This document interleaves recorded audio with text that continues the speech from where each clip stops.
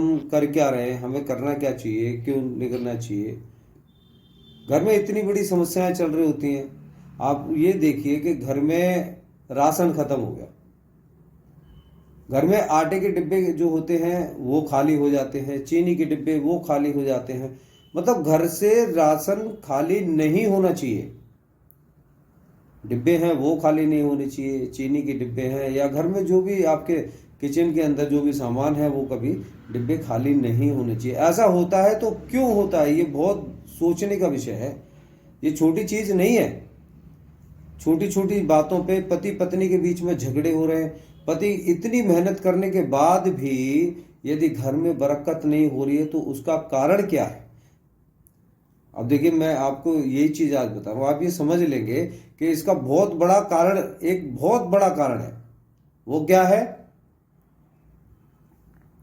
आज आदमी जाता है, काम करता है, नौकरी छूट गई, नौकरी मिल गई, कर्जे हो रहे हैं छोटी छोटी चीजों पे। ये बहुत सारे रीजंस ऐसे हैं कि जिनके बारे में लोगों को पता ही नहीं।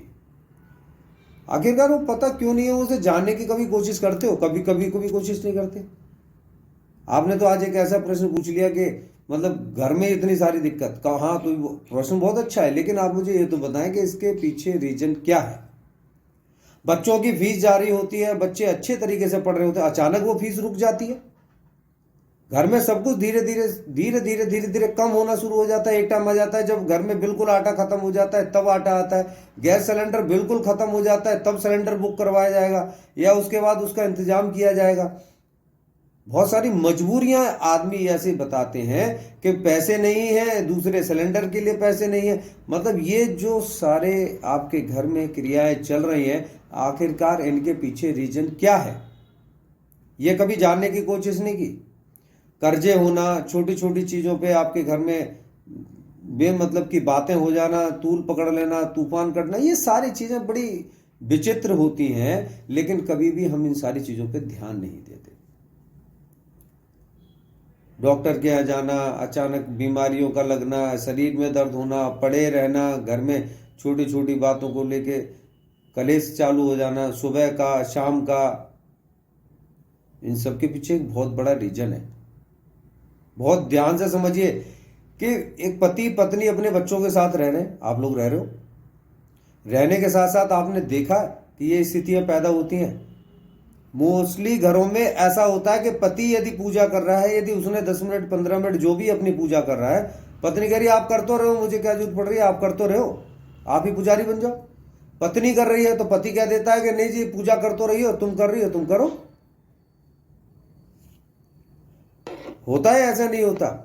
लेकिन मोस्टली घरों में आपने ऐसा बहुत कम देखा होगा कि दोनों लोग पूजा कर रहे हो। एक तो पूजा ही कौन सी करनी चाहिए, पहले तो लोगों को यह भी नहीं पता कि उन्हें पूजा कौन सी करनी चाहिए।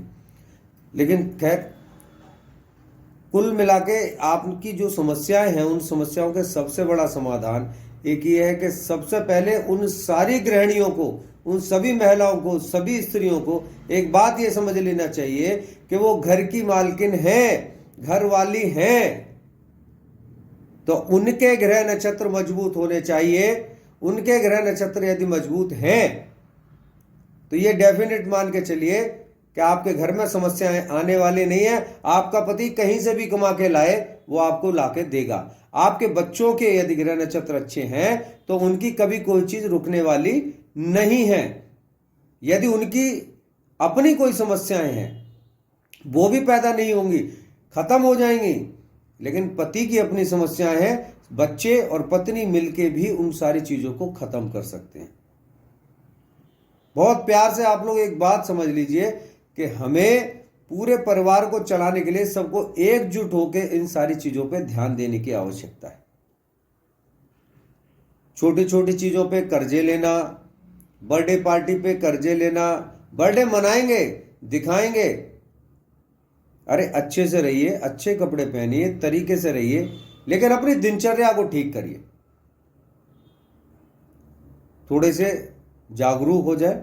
सबसे पहले अपनी पत्नी और बच्चों की, उनके ग्रह नक्षत्र को दिखवाओ और उनको ठीक कराओ। साथ में आप भी उनके साथ मिलकर काम करें। घर में छोटी छोटी चीजों पर कलेश बिल्कुल भी ना करें, वो तो आपके लिए बेनिफिशियल हो सकता है।